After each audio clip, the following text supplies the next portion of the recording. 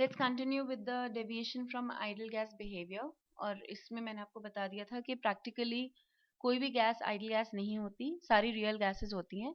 And wander Waals ने एक equation derive करी which could be applied to all the gases considering the corrections in pressure and volume, right. तो ideal gas equation हमारी क्या है, P is equal to n R T. और van der equation जो है उसने कैसे इसको मॉडिफाई किया, P plus a n square upon V square, V minus n b is equal to nRT. So van der Waals modified this equation, ideal gas equation PV is equal to nRT as this equation. This is known as van der Waals equation, right? Which is applied to all gases, to real gases. इसको हम real gas equation भी बोल सकते हैं, real gas equation, right. Now here दो चीजें add करी हैं, a and b. A and B are what? They are the van der Waals constants. A and B are van der Waals constants. ठीक है? And these depend upon only the nature of gas. Depend upon the nature of gas. ये A और B जो है सिर्फ gas के nature पर depend करते हैं. They do not depend upon the conditions of temperature and pressure, their magnitude or whatsoever. तो टेम्परेचर प्रेशर के बिल्कुल इंडिपेंडेंट है और सिर्फ नेचर ऑफ गैस पर ही डिपेंड करेंगे, right?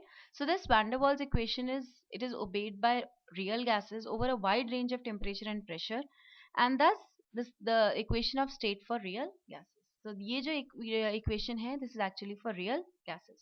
अब उन्होंने कैसे डिराइव कैसे करी इक्वेशन, इसमें क्या क्या करेक्शंस लगाए उन्होंने। तो सबसे पहले let's study about the volume correction,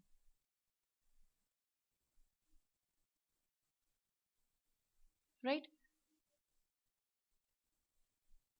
volume correction में एक्चुअली जो पहला पोस्टुलेट है उसी से रिलेटेड है ये volume correction, which states that the volume of individual particles is negligible as compared to volume of gas. ये पोस्टुलेट हमने देख लिया कि ये सारे टेम्परेचर प्रेशर पर फॉलो नहीं हो रहा। तो van der Waals assumed that volume of a gas, that is the volume available for compression or movement, is the total volume minus the volume occupied by the molecules. Obviously, suppose मेरे पास कोई gas है, मैंने उसको एक container में fill किया हुआ है, ठीक है, इसमें गैस के पार्टिकल्स हैं, राइट। अब जब हम बोलते हैं ना वॉल्यूम ऑफ गैस, तो actually we are considering the volume which is available for performing work, which is available for compressing the gas, for the movement of particles, that is refer to as the volume of gas. तो जो volume of gas है, that is what, total volume minus the volume of molecules,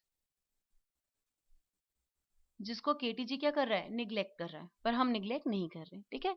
now if b is the effective volume of 1 mole of gas, अगर हम ये मान लें कि 1 mole gas का जो इफेक्टिव वॉल्यूम है वो 1 मोल है, 1 मोल गैस का इफेक्टिव वॉल्यूम बी है, so we are considering b as the effective volume of 1 mole of gas. Then the total effective volume of n moles will be Nb. n moles का जो total effective volume है वो कितना हो जाएगा, Nb हो जाएगा, right? अब जो volume of gas है, that is the total volume minus Nb, ठीक है, ये आ जाएगा, right? तो B को हम बोलते हैं excluded volume. Excluded volume क्यों? क्योंकि वो अवेलेबल ही नहीं है काम करने के लिए, वो ना कंप्रेशन के लिए अवेलेबल है, ना वो एक्सपेंशन के लिए, ना ही वो मूवमेंट के लिए अवेलेबल है। That is known as the excluded volume. Excluded volume which is a constant and which depends only upon the nature of gas, as I mentioned earlier. ये जो बी है एक्चुअली, ये b is what, it is 4 times the volume of gas molecules. B is 4 times the volume of gas molecules,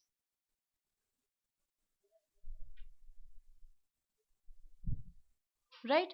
तो अगर हम ये मान लेते हैं कि हर एक मॉलिक्यूल स्फेरिकल है, तो हर एक मॉलिक्यूल का वॉल्यूम कितना हो जाएगा, 4/3 pi r cube, considering it is a sphere. इसका 4 टाइम्स करो, और बी किसके लिए, 1 मोल के लिए, तो इसको Na से मल्टीप्लाई कर दो। This will be for 1 mole of gas. तो ये क्या हो जाएगा, ये जो वॉल्यूम आया है this is equal to b. ठीक, तो उन्होंने ये V माइनस एन बी, अगर मैं आपको इक्वेशन दोबारा से रिवाइज करवाऊं तो ये जो V माइनस एन बी है यहाँ पर, दिस, ये वॉल्यूम करेक्शन से आया है। ठीक है, अब लेट्स सी प्रेशर करेक्शन क्या डाला उन्होंने। तो सेकेंड आ जाते हैं हम प्रेशर करेक्शन पर।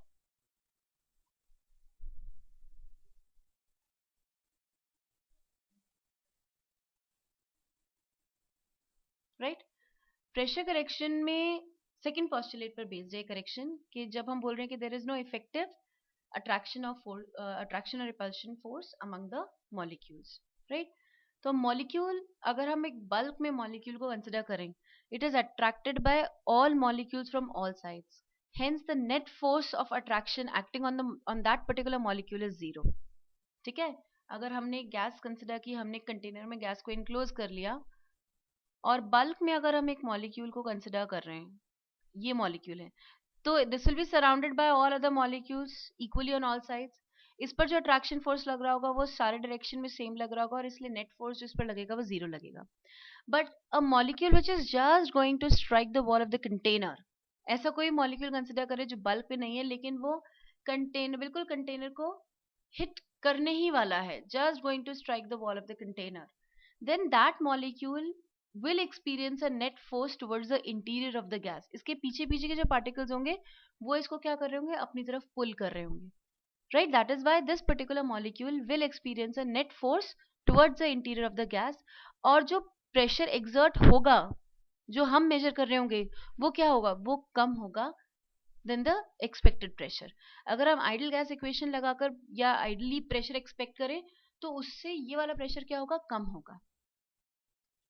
राइट, क्यों, क्योंकि इसमें जिस प्रेशर से अगर ये पार्टिकल्स नहीं होते, अगर कोई अट्रैक्शन नहीं होता, तो ये पार्टिकल जितने फोर्स से हिट करता वॉल को, अब उतने फोर्स से नहीं कर पा रहा, क्योंकि उसको बाकी के पीछे खींच रहे हैं molecules. Right, so hence this P exerted of by a gas is actually less than the ideal pressure।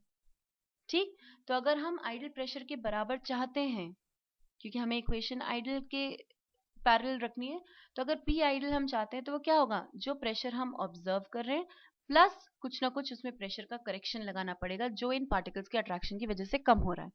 सो यह P dash is what, it is the pressure correction.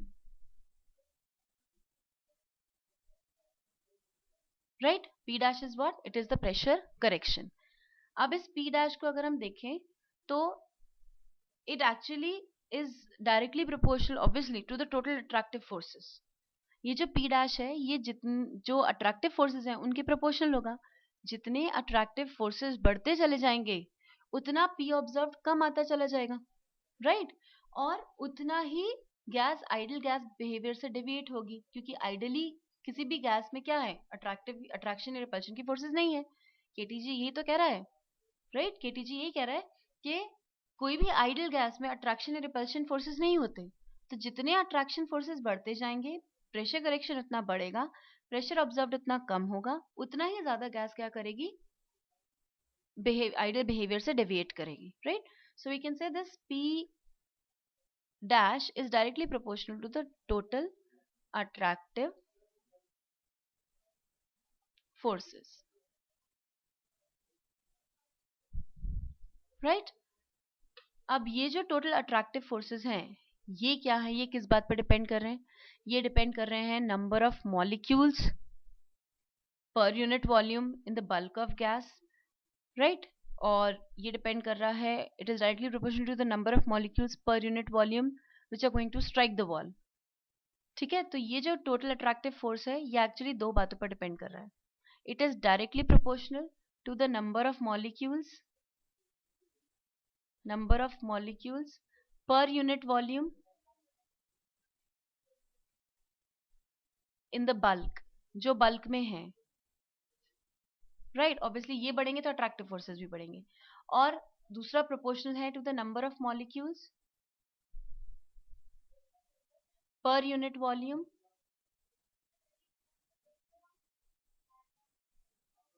which are going to strike the wall of the container, right?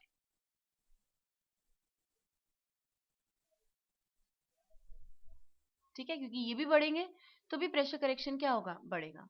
अब number of volume molecules पर unit volume यानी density, number of molecules पर unit volume यानी density. So actually the स्पी dash is proportional to the square of density. The स्पी dash pressure correction is proportional to directly proportional to the square of density. Density is inversely proportional to volume, so we can write it as inversely proportional to volume square. ठीक है, और proportionality का sign remove करने के लिए हम एक constant introduce करते हैं a, that again depends upon the nature of gas, right. अब ये 1 मोल के लिए आया है। If you want to write this for n moles, तो ये तो आ गया 1 मोल के लिए, this is for 1 mole. And we want to write it for n moles, तो फॉर n मोल्स